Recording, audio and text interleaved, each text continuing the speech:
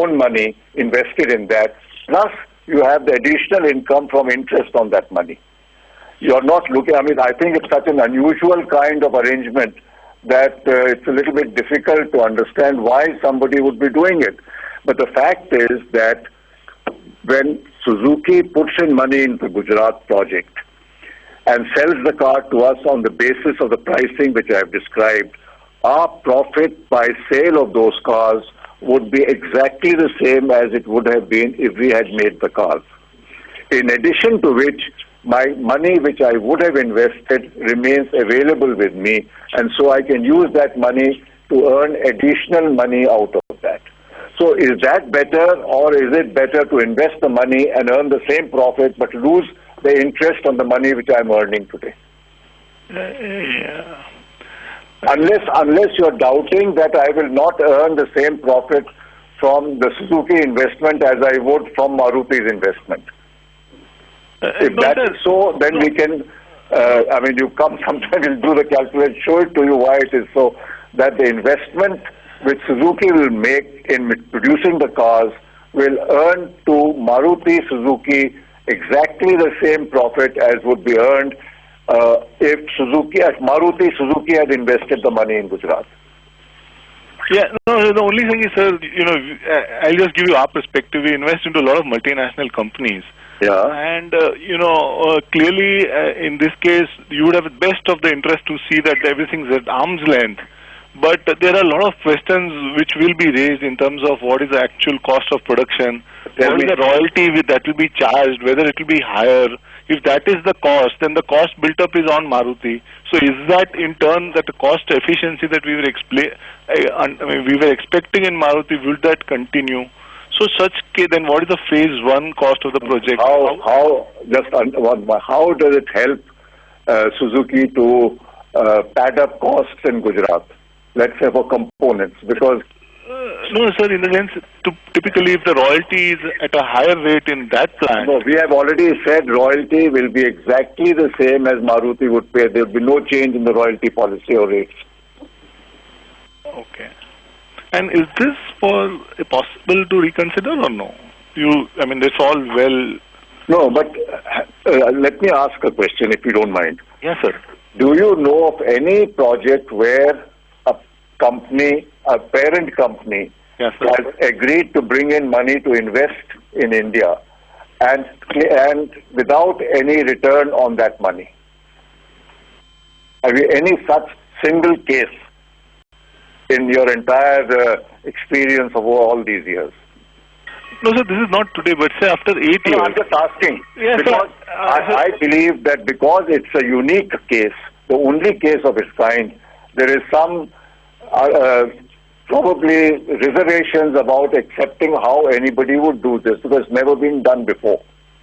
Yeah. No, I'll maybe my last, and then I'll give others a line. Just say after 7 or 8 years, you have one which is 56% listed company, and one which is 100% listed company. Unlisted. Unlisted company. Yeah. And possibly, say after 7 or 8 years, you decide to merge it, and that merger ratio becomes a hanging sword for the next future. And it's a hypothetical situation, but it is possible.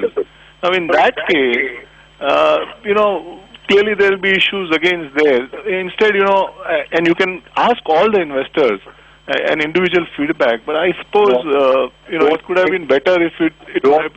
Such a merger is now possible under the company law, because such a merger would be looked upon as being detrimental to the interests of the minority shareholders. And any decision which is detrimental to the interests of minority shareholders cannot be taken without the approval of the audit committee and the shareholders. And the shareholders would vote without the majority shareholder voting. Not possible. Yeah. That's the new company law now. Yeah, I'll allow others to answer, and maybe then I'll come back. Thank you. Okay. Thank you very much. Okay. Thank you. We can take a follow-up question from the line of Jay Kale from IDFC Security. Please go ahead. Thanks again. This is Pramod. Is my voice better now? A little bit better, sir. Unfortunately, I'm sorry, the voice is not clear. Yeah, Rahul, is it better now? Not quite. Okay, not a problem then. I think it's my... Jay, you can take the question as in on the trading margin. Oh, he's outside. Hello. So we can't hear you. Hello.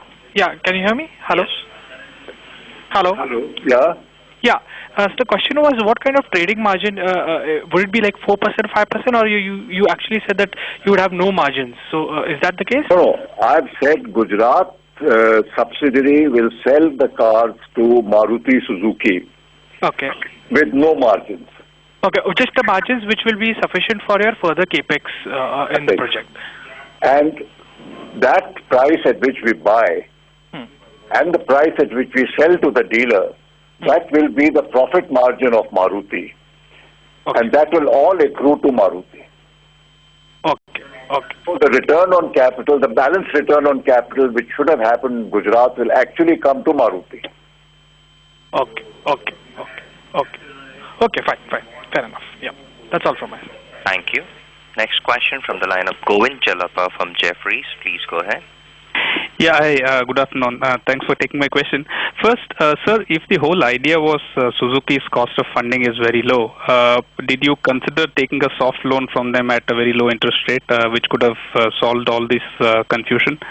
That is my first question. And second, on the Gujarat plant was originally thought of for as a base for exports. Does that still stay as was discussed earlier? And when you export to overseas markets, would you sell it as Maruti branded or do you sell it as Suzuki branded? And if it's Suzuki branded, basically you'll be buying from a Suzuki company and selling it back to Suzuki. And then, what is your role in the whole scheme of things? And third question. No. I'll get mixed up the questions. Let me start answering one at a time, if you don't mind. Sure. I can't remember 3 questions at the same time. So, what was the first question now? Why not take a soft loan, zero interest loan? The problem with a soft loan or any loan, even if they give it, is I run the currency risk. In this case, I do not run the currency risk. Number 2, I have to repay the loan. In this case, I do not have to repay the loan, any loan. So in both ways, whether it's in terms of currency risk or repayment, even if it's a loan at 2% or 1% interest, I still don't, I'm still better off. Okay. So, Suzuki has been generous. They can give you a rupee loan and take the currency risk as they're doing right now. Why should they not invest it here as equity? So much better. The question of returning a loan doesn't arise. I don't have to return the money at all. Okay.